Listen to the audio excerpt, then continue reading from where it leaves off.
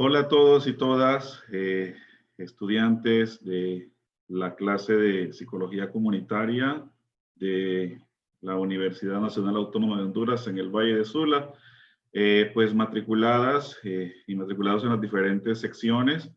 Hemos preparado con nuestros compañeros, con la licenciada Zenia, con la licenciada Montserrat, con el licenciado Víctor, pues un material que va a servir de mucho apoyo desde nuestra asignatura con el ánimo de colaborar en estas semanas que hemos tenido bien complicadas, sumado a todo el tema de la pandemia, del confinamiento físico obligatorio.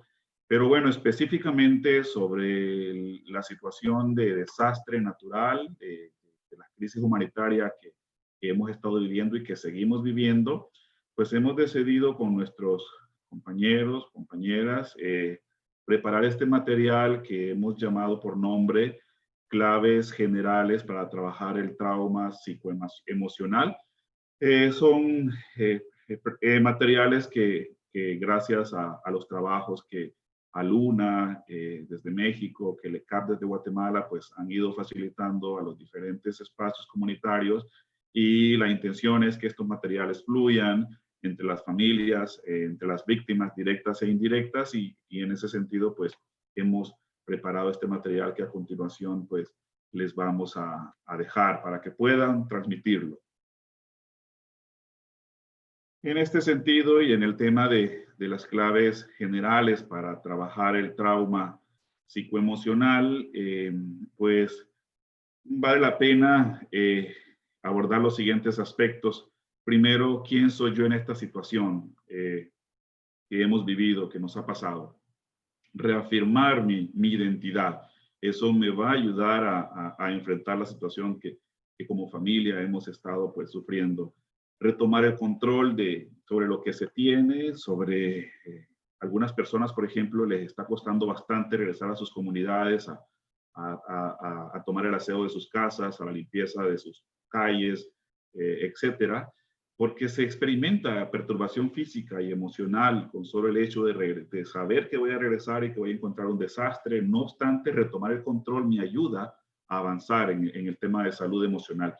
También el aspecto de validar las emociones, esto lo mencionábamos en otro video que grabamos recientemente, y estar alerta cuando se requiere otro tipo de apoyo.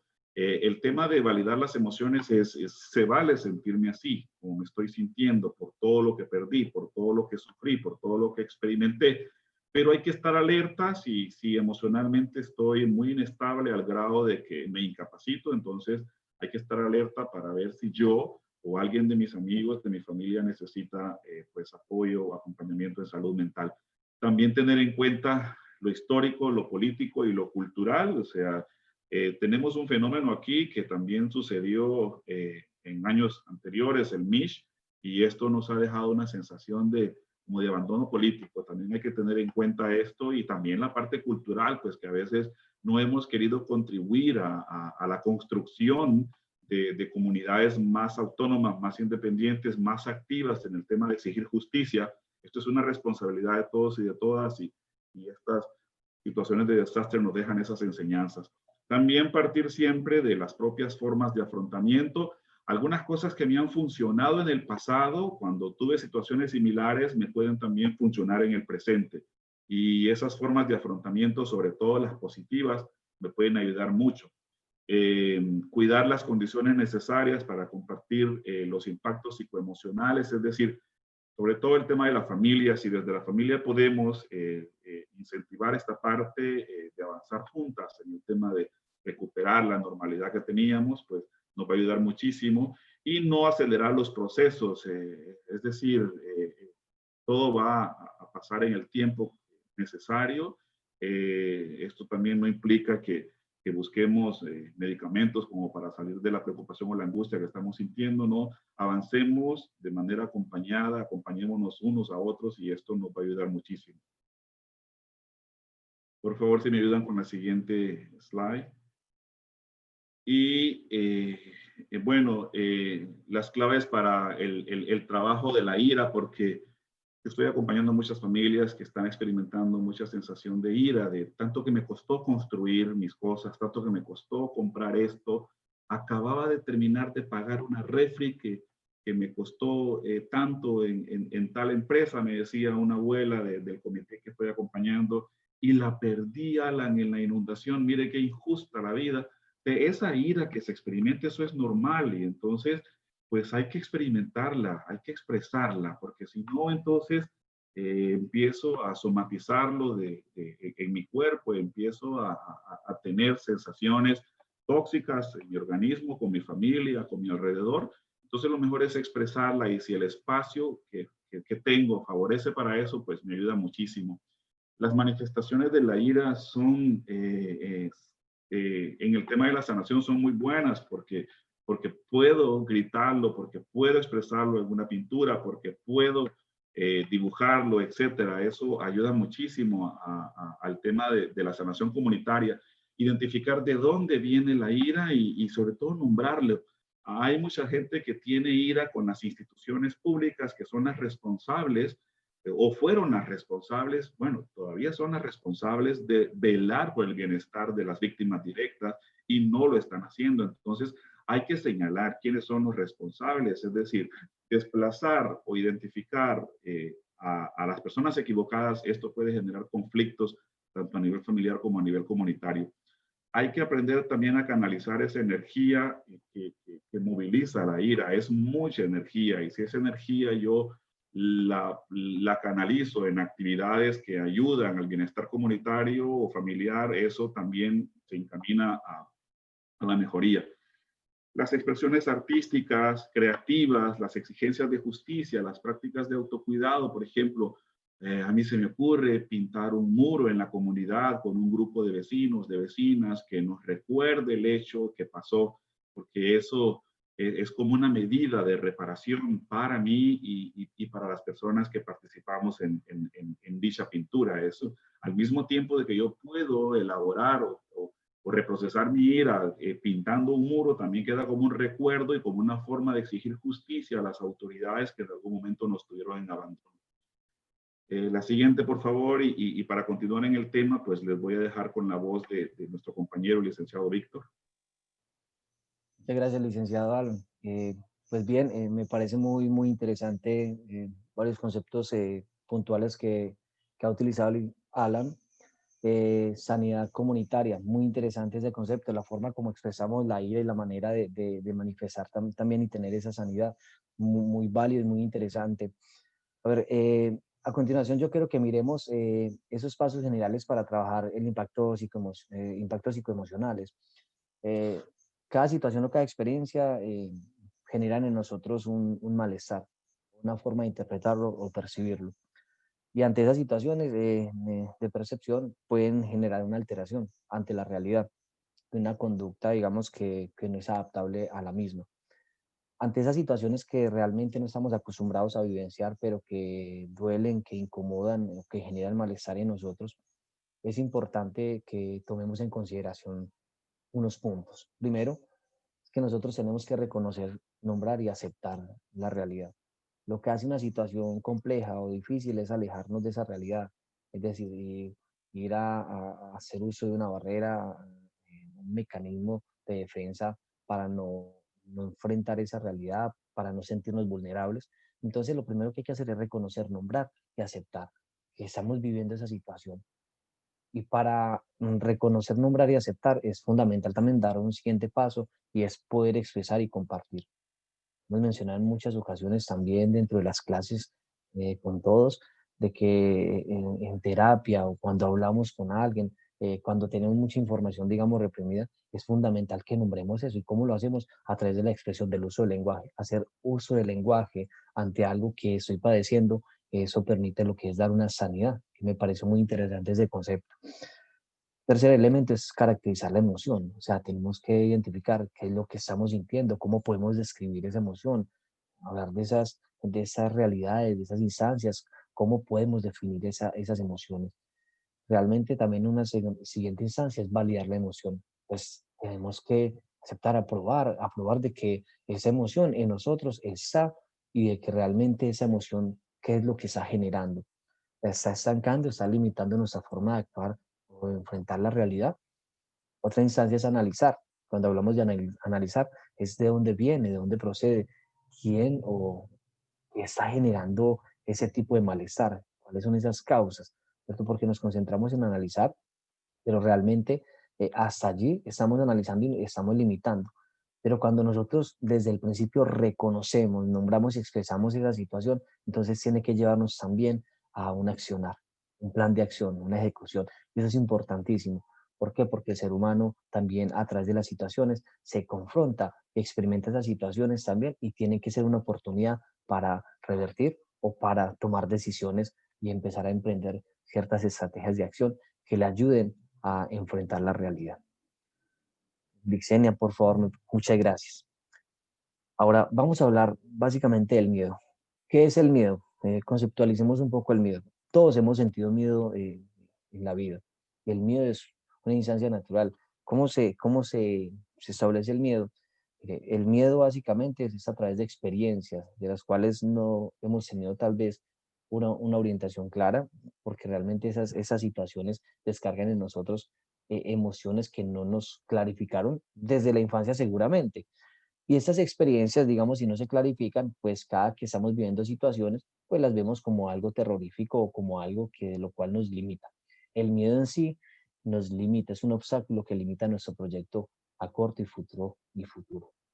Y básicamente con el miedo recrea lo que son inseguridades, recrea lo que es vivir en lo imaginario, en desear algo, pero no actuar ante ello. Entonces, me parece muy interesante que tengamos en cuenta unas claves. Primera instancia, conocer el miedo, analizar la fantasía. Como bien lo habíamos mencionado, pues el miedo nos permite imaginar cosas, desear cosas, pero no ir por ellas. Entonces hay que conocer ese miedo y qué es lo que está generando en mí, cómo me está limitando a mí. Esa es una barrera, es un obstáculo para mí. Y también es importante, digamos, ante el miedo, digamos, la solidaridad, ese acompañamiento que nosotros necesitamos también con las otras personas. En muchos momentos hemos necesitado de las otras personas porque nos dan esa seguridad y nos dan esa tranquilidad y nos dan esa claridad también para poder sobrellevar y sobreponernos ante las adversidades. Y es muy importante, digamos, en situaciones como las que estamos viviendo ahora, el contar con la otra persona, el tacto, el contacto, una palabra también de aliento y poder, digamos, descargar en el otro situaciones, digamos, eso es un acto de solidaridad. ¿Ya? Tercera instancia, conciencia de la vulnerabilidad. Cada situación que vivimos, pues en nosotros puede recrear o generar un estado de vulnerabilidad.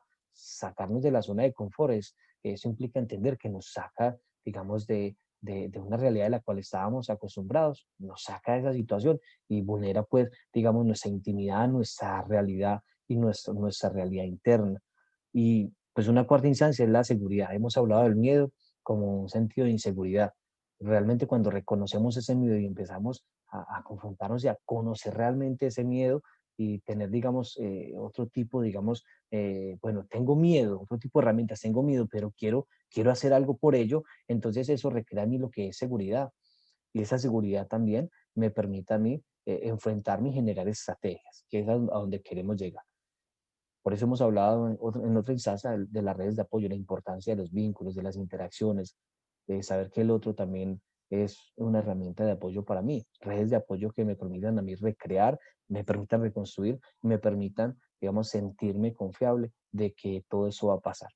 Y por último, pues fortalecer las acciones. Eso es lo que lleva el conocimiento, digamos, sobre el miedo, me permite a mí tener un mayor control de mi propia existencia y también, digamos, proyectarme hacia una acción segura que me genere lo que es calidad y bienestar. Muchas gracias.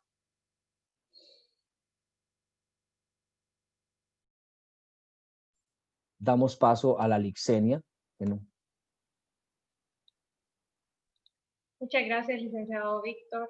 En esta ocasión, pues, igual un saludo cordial a todas las personas que pueden verse beneficiadas con esta información que hemos preparado. Yo les voy a hablar acerca de las claves para trabajar la culpa.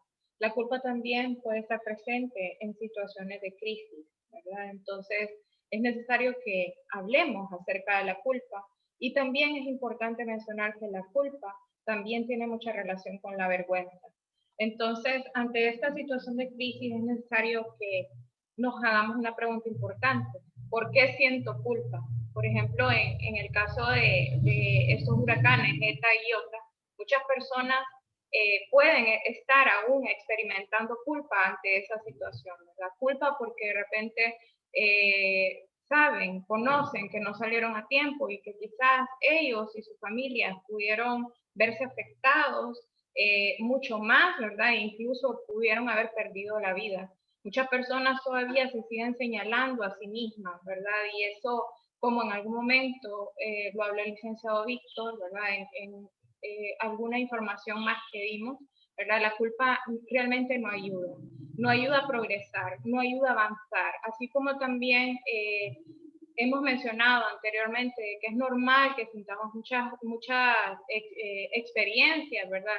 En cuanto a nuestras emociones, nuestra forma de pensar y nuestra conducta ante situaciones de crisis, es importante, como también lo mencionaba la licenciada Montserrat en algún momento, de que sepamos de que es normal que nos sintamos así por un momento, pero nosotros los seres humanos somos seres dinámicos y siempre estamos abiertos a nuevas oportunidades también. Entonces, ante eso de la culpa también es necesario identificar de dónde viene, dónde viene la norma social a la que falté, ¿verdad? O sea, ¿qué considero yo que falló en mí, ¿verdad? ¿De dónde proviene esa situación?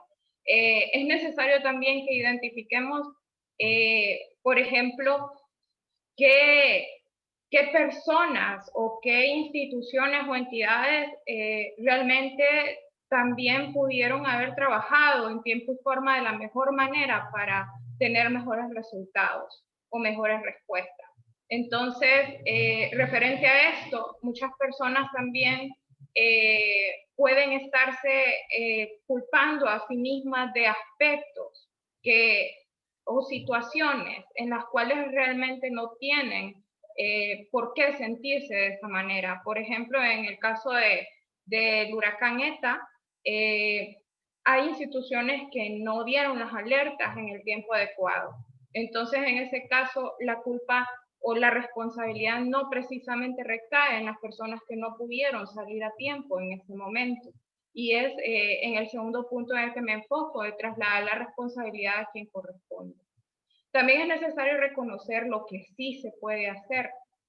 Y en ese caso, pues hablamos de alguna manera, de una forma esperanzadora. Ante toda esta situación que fue negativa, que me provocó crisis, es necesario que reconozcamos que estamos vivos, ¿sí?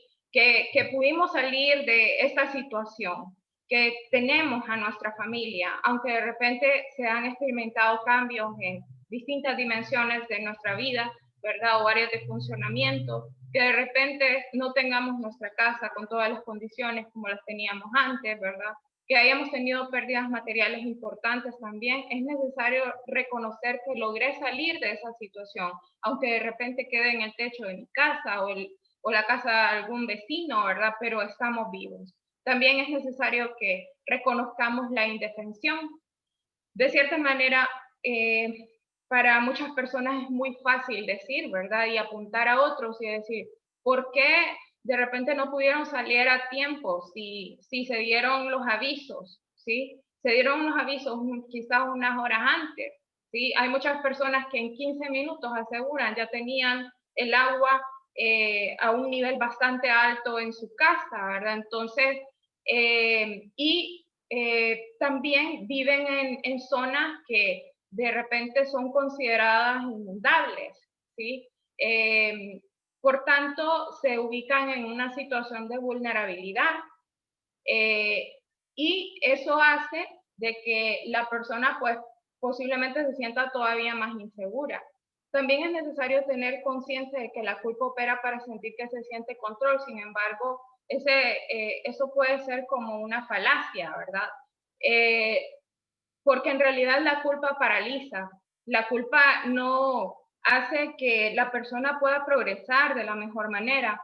En este caso, si a un caso de repente pues se tuvo la oportunidad de accionar con tiempo, es mejor verse como responsable, ¿verdad? Porque la responsabilidad de alguna manera da oportunidad para la acción, pero la culpa hace que la persona solo se enfoque en los aspectos negativos relacionados con el pasado, lo que no hice, cómo afectó eso a mi familia, pero no se enfoca en lo que puedo hacer ahora partiendo de la situación que se está viviendo en el presente.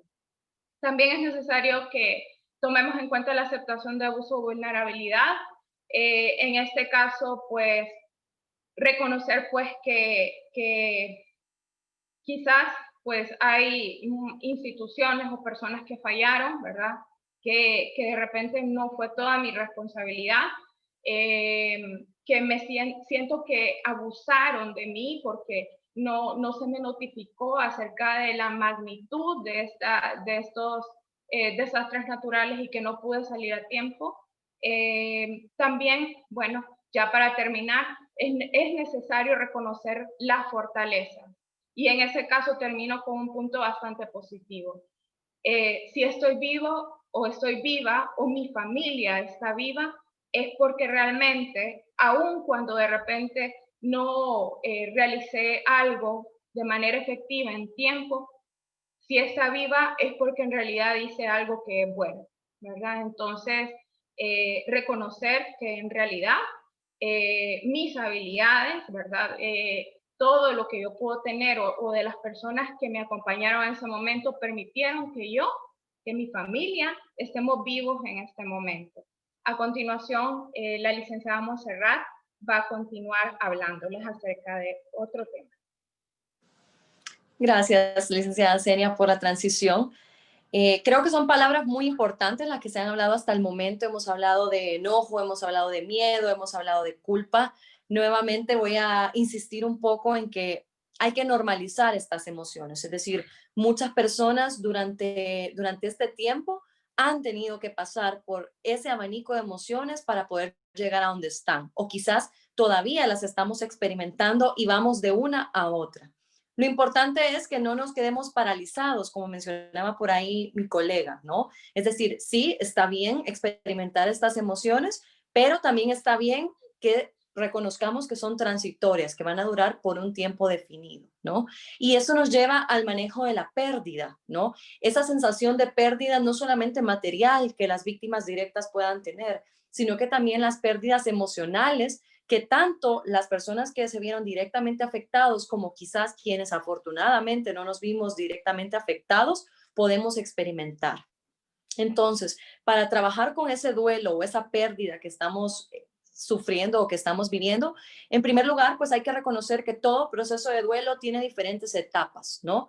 Ya hablábamos, por ejemplo, de la negación como un componente clave de las reacciones ante una crisis. Hay personas que quizás casi un mes después todavía no terminan de dimensionar lo que ocurrió y por ende no han entrado a esa etapa de cierta aceptación de lo ocurrido, ¿no? Entonces, es súper importante que fortalezcamos, si bien desde lo individual hasta lo colectivo, es decir, desde la persona hasta su núcleo más inmediato, que para la mayoría debería de ser la familia, y que luego podamos fortalecer y empoderar a nivel colectivo o a nivel comunitario. También es súper importante dimensionar qué fue lo que se perdió, ¿no? Y con esto no me refiero únicamente a ese recuento de los daños o esa lista tan negra que muchas veces las familias tienen que hacer de perdí esto y esto, ¿no? Que es mucho las tareas que ellos están enfrentándose ahorita, de hacer el recuento de esas pérdidas y de esos daños, sino que también nuevamente apelo y recuerdo de que esta pérdida no solamente es física, sino que también es una pérdida emocional. Por ejemplo, el simbolismo, el significado que esos objetos materiales que estaban en casa significan para cada una de las familias y las personas, ¿no? Y la simple experiencia tiene un significado en sí mismo, ¿no? Entonces es importante siempre recordar que si bien las pérdidas son físicas, materiales, económicas, también hay una connotación emocional detrás de ellas. El tercer apartado nos habla del por qué y el cómo, que es una tarea difícil para las personas que están experimentando un duelo, pero que eventualmente estarán listas para enfrentarlo. Es decir, darse cuenta de por qué ocurrió esta situación, pero también darle un sentido diferente, ¿no? Para quienes trabajamos en terapia, hablamos de reescribir esa historia. La historia no la podemos cambiar, pero la podemos reescribir e interpretar de una forma diferente, ¿no? Y entonces ahí es donde vamos viendo esos primeros pasitos del proceso de sanación que implica pues cualquier procesamiento de una situación potencialmente traumática, como en este caso son estas crisis humanitarias por desastres naturales. También algo que nos puede ayudar, valga la redundancia, a estas personas en crisis es el ayudarles a darse cuenta de qué pueden recuperar y qué no, ¿no? Es decir, cuando hay una pérdida o un duelo, hay cosas que son irrecuperables y no son negociables, desafortunadamente. Pero también hay un cúmulo de situaciones, de cosas y de personas que sí son recuperables, ¿no? Entonces, también es, como mencionaba la licenciada Senia, darles ese vuelco positivo a ese pensamiento pues muchas veces catastrófico y desesperanzador que caracteriza a las personas que están viviendo pues una situación tan crítica como la que estamos viviendo, ¿no? Eso nos lleva también a reconocer nuevas situaciones, nuevos escenarios, reubicarse, no solamente desde un plano físico, ¿no? No solamente de que estas personas vuelvan a su casa o vean dónde van a vivir, sino que también desde un plano emocional, ¿no? Es como una nueva etapa de la vida. No es una nueva vida, pero es el reubicarse también emocionalmente y reconstruir esos vínculos, porque muchas veces, y en el video anterior lo mencionábamos, las personas se pueden aislar de esos vínculos, ¿no? Y puede ser una reacción normal en ese momento, pero también es importante volverlos a reconstruir, todos aquellos vínculos emocionales que puedan ser importantes para las personas y para sus familiares. Y por último, la memoria, ¿no? El recuerdo que inevitablemente va a quedar de este suceso, independientemente, como les decía al inicio, de que hayamos sido afectados directa o indirectamente, eso se consolida como un recuerdo de una experiencia, ¿no? Y por ende se tiene que resignificar, es decir, se le tiene que dar un significado diferente, es decir, procesarlo de una forma que construya en vez de que destruya. Claro, cuando estamos tan cercanos al evento, esto parece casi imposible y para quienes trabajamos con víctimas directas sabemos que para ellos es difícil tan siquiera pensar en que podemos resignificar o darle un significado diferente a la experiencia. Lo importante es que sepamos que, como les mencionaba, esto va a durar por un momento pues puntual y también lo importante es, y quizás resumiendo un poco lo que hemos hablado hasta el momento, que todo lo que se haya dicho aquí pues lo puedan utilizar para ustedes mismos en primer lugar, es decir, de forma individual, pero también que seamos ahora más que nunca agentes de cambio para las personas a nuestro alrededor. Entonces, agradezco a todos mis colegas por este espacio, compartir su experiencia, sus conocimientos, pero creo que también es responsabilidad de cada uno de nosotros el poder difundir esta información a través de redes sociales o cualquier canal de comunicación, porque sinceramente creo que todos nos preparamos para los huracanes. Sabíamos que teníamos que tener baterías, que teníamos que tener velas, que teníamos que tener alimentos no perecederos, pero nadie nos prepara para el después de la crisis, ¿no? Entonces, esto es un poquito ese trabajo de reconstrucción emocional que podemos hacer en primer lugar con nosotros mismos y luego pues con las personas que se vieron directamente afectados. Y pues no nos queda más que despedirnos. Gracias para quienes van a ver este video y esperemos que realmente pues les sea útil a cada uno de ustedes. Gracias y feliz noche.